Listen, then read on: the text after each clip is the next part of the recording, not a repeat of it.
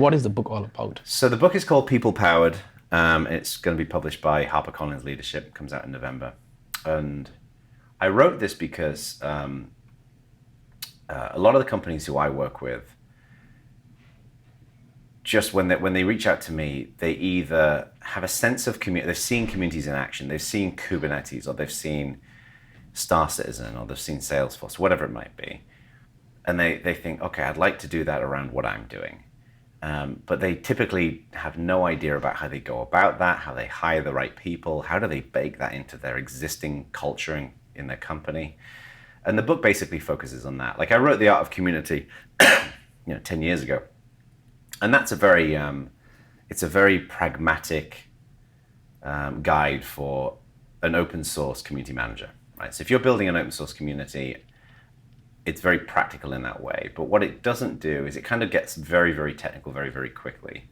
So I think for a lot of people who just want to kind of zoom out a little bit and say, okay, what is the bigger picture of this work? What is the value of open source? The value of communities.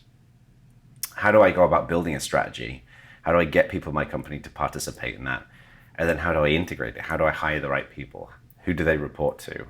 What are the maturity models for being successful? That's the goal of People Powered. So it's a little bit more high level. But I think it will appeal to a slightly broader audience than The Art of Community, because I think The Art of Community was very much an open source, very open source centric book.